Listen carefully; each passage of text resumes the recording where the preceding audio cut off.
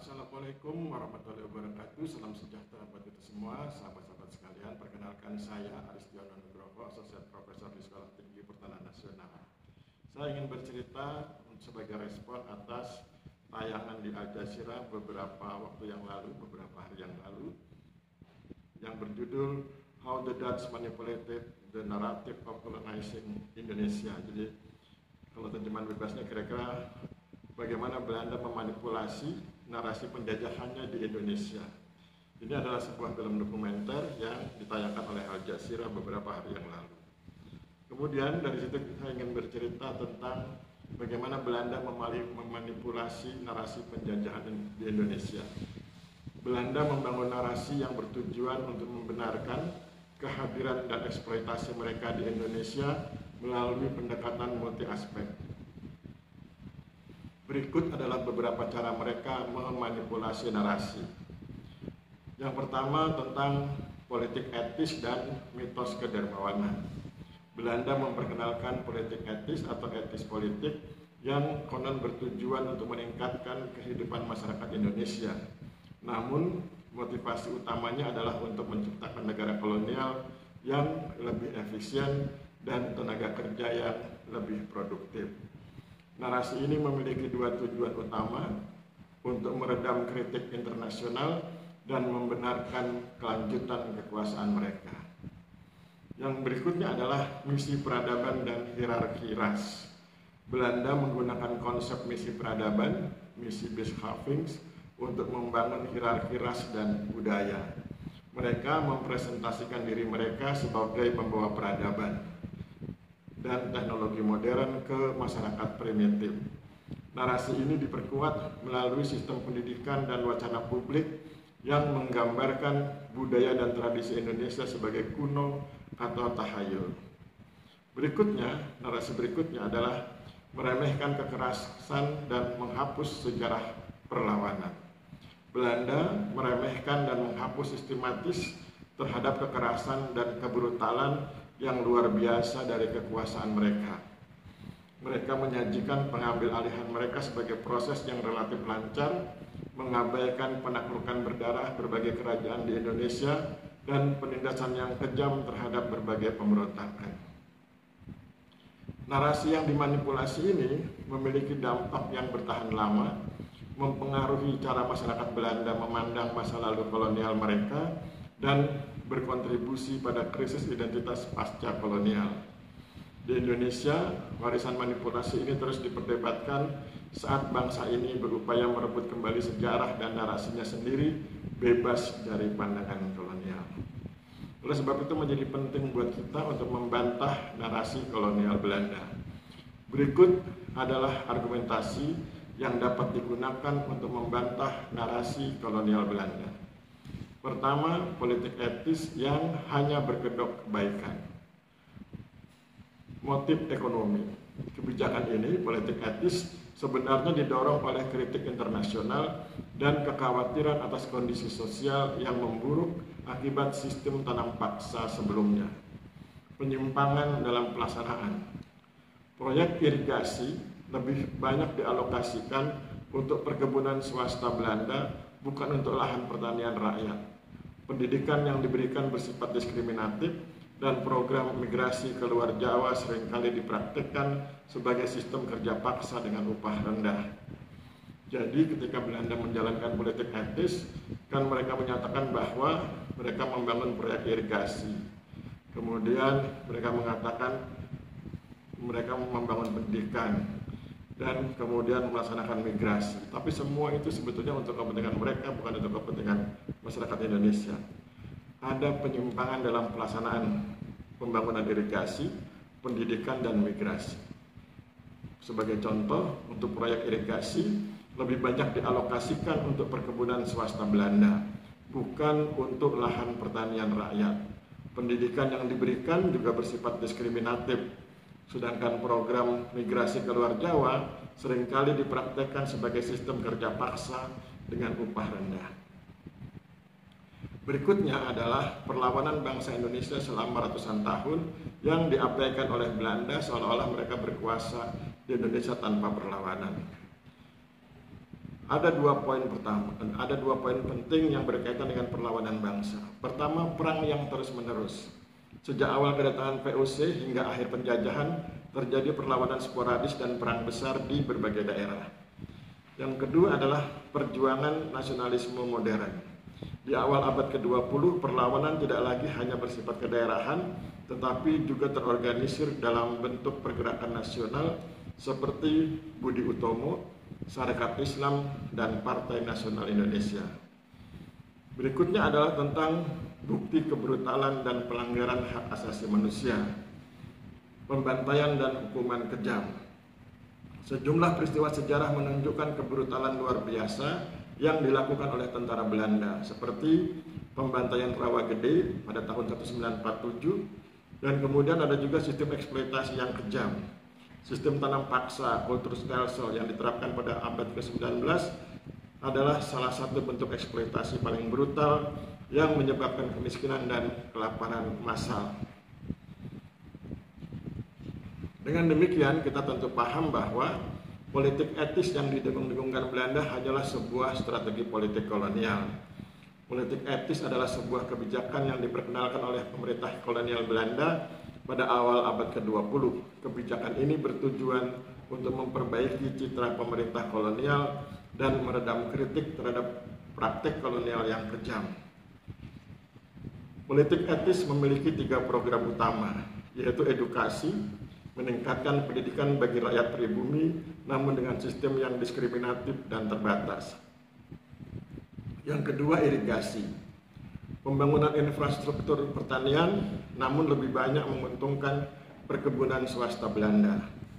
Yang ketiga, imigrasi. Pemindahan penduduk dari Jawa ke Sumatera dan Kalimantan untuk menyediakan buruh murah bagi perkebunan-perkebunan baru. Implementasi politik etis memiliki dampak ganda, yaitu menguntungkan pihak kolonial.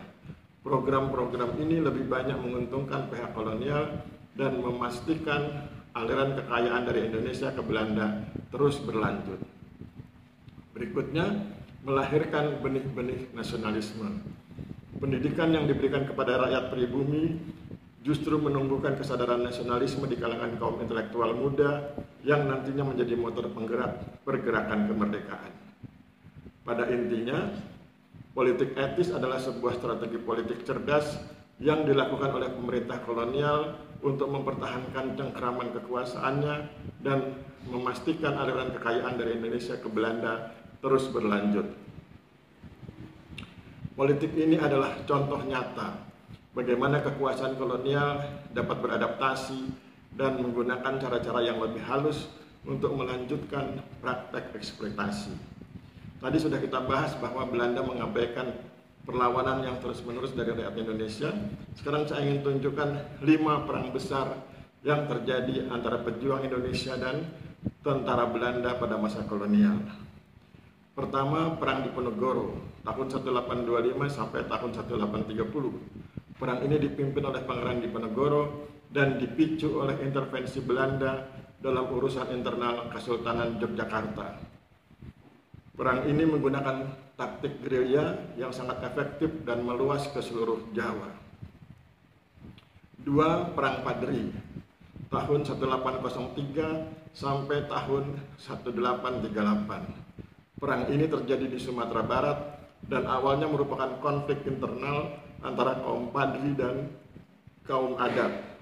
Namun Belanda memanfaatkan situasi ini dengan berpihak kepada kaum adat yang akhirnya membuat kaum Padri dan kaum adat bersatu melawan Belanda. Ketiga, Perang Aceh tahun 1873 sampai tahun 1904. Perang ini pecah setelah Belanda menyatakan perang terhadap Kesultanan Aceh pada tahun 1873. Perlawanan rakyat Aceh yang dipimpin oleh tokoh-tokoh seperti Teuku Umar, Cut Nyak-Dien, dan Panglima Polim berlangsung sangat sengit. Yang keempat, Perang Banjar tahun 1859 sampai tahun 1905. Perang ini dipimpin oleh Pangeran Antasari dan dipicu oleh campur tangan Belanda dalam urusan tahta Kesultanan Banjar dan monopoli perdagangan. Perlawanan rakyat Banjar yang gigih dan berlangsung puluhan tahun ini sangat merepotkan Belanda. Yang kelima, Perang Tondano tahun 1808 sampai tahun 1809. Perang ini melibatkan perlawanan rakyat Minahasa terhadap Belanda dan disebabkan oleh ketidakpuasan rakyat Minahasa terhadap kebijakan Belanda, terutama terkait monopoli perdagangan beras dan perekrutan paksa pemuda Minahasa untuk menjadi tentara bayaran. Sahabat-sahabat sekalian, oleh karena berbagai perang tersebut, maka kemudian Belanda yang menjajah Indonesia mengalami kesulitan keuangan. Untuk itu maka kemudian mereka menerapkan apa yang disebut Kulturstelsel atau sistem tanam paksa. Kulturstelsel adalah kebijakan yang diterapkan oleh pemerintah Hindia Belanda di Indonesia pada periode 1830 hingga 1870. Jadi 40 tahun. Kebijakan ini bertujuan untuk mengatasi krisis keuangan yang dialami oleh Belanda akibat biaya perang yang besar. Tujuan utama dari sistem ini adalah untuk memaksa penduduk pribumi menanam tanaman ekspor yang laku di pasar Eropa. Aturan-aturan yang diterapkan dalam Kulturstelsel antara lain: pertama, wajib tanam. Penduduk desa wajib menyediakan sebagian tanahnya untuk ditanami tanaman ekspor. Yang kedua, waktu kerja. Waktu kerja yang diperlukan untuk mengurus tanaman ekspor tidak boleh melebihi waktu yang dibutuhkan untuk menanam padi. Tetapi biasanya ini dilanggar. Jadi mereka dipaksa untuk memfokuskan waktu mereka untuk tanaman ekspor sehingga kemudian tanaman padi terbengkalai dan karena itu kemudian muncul kelaparan di berbagai tempat. Yang ketiga, ganti rugi. Jika terjadi kegagalan panen yang bukan disebabkan oleh kelalaian petani, maka kerugian akan ditanggung oleh pemerintah. Ini juga bohong, karena pada akhirnya petani dipaksa untuk mengatasi setiap kerugian. Sobat-sobat sekalian, pelaksanaan Kulturstelsel membawa dampak yang sangat parah bagi rakyat Indonesia, di antaranya penderitaan dan kelaparan. Rakyat dipaksa bekerja keras di lahan tanam yang menyebabkan lahan untuk menanam bahan makanan pokok menjadi berkurang drastis. Kemudian kemiskinan dan eksploitasi.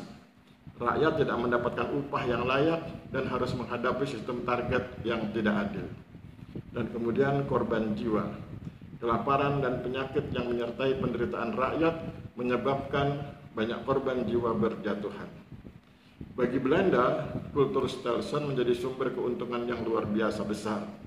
Sistem ini berhasil mengisi kembali kas negara Belanda yang kosong. Kisah penderitaan rakyat akibat Kulturstelsel menyebar luas dan menuai kritik di kalangan politisi dan tokoh liberal di Belanda. Desakan ini akhirnya membuahkan hasil dan Kulturstelsel dihapuskan secara bertahap hingga akhirnya benar-benar berakhir pada tahun 1870. Pada tahun 1870, Belanda menerbitkan Undang-Undang Agraria tahun 1870 sebagai sebuah instrumen hukum untuk eksploitasi ekonomi wilayah jajahan di Indonesia. Pada tahun 1870, pemerintah Belanda mengesahkan Undang-Undang Agraria atau Agrariswet di Indonesia. Tujuan utama disahkannya undang-undang ini bukanlah untuk menyejahterakan rakyat Indonesia, melainkan untuk memenuhi kepentingan ekonomi dan politik para pengusaha swasta serta pemerintah Belanda sendiri. Undang-undang ini muncul setelah sistem tanam paksa, Kulturstelsel yang eksploitatif secara finansial tidak lagi berkelanjutan dan mendapat kritikan keras di Belanda. Banyak pihak, terutama kaum liberal dan pengusaha swasta, menuntut adanya reformasi agraria yang memungkinkan mereka untuk berinvestasi dan mengelola lahan secara langsung di Hindia Belanda. Poin-poin yang membuktikan undang-undang ini, Agrariswet, lebih menguntungkan Belanda. Pertama, pemberian hak penggunaan lahan kepada pengusaha swasta.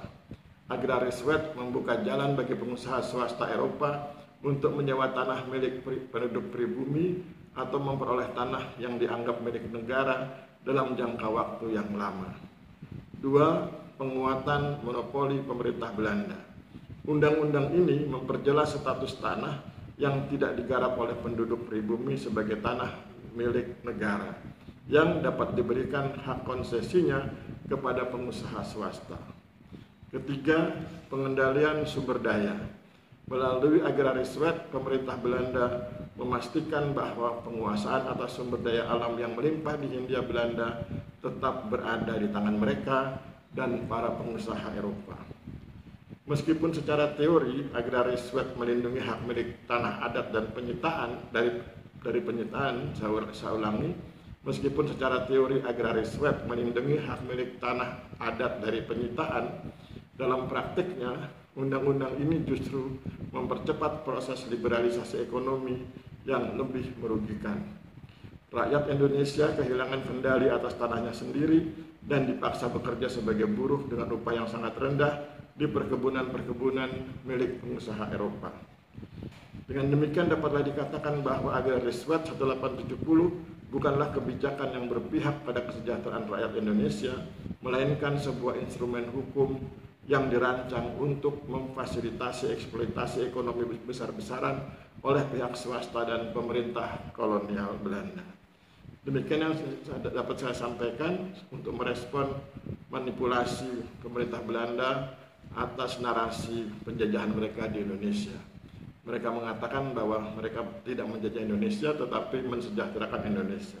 Padahal kenyataannya mereka menjajah Indonesia, mengeruk hasil bumi Indonesia, membawanya ke negara Belanda dan menjadikan negara Belanda kaya raya, tetapi Indonesia miskin.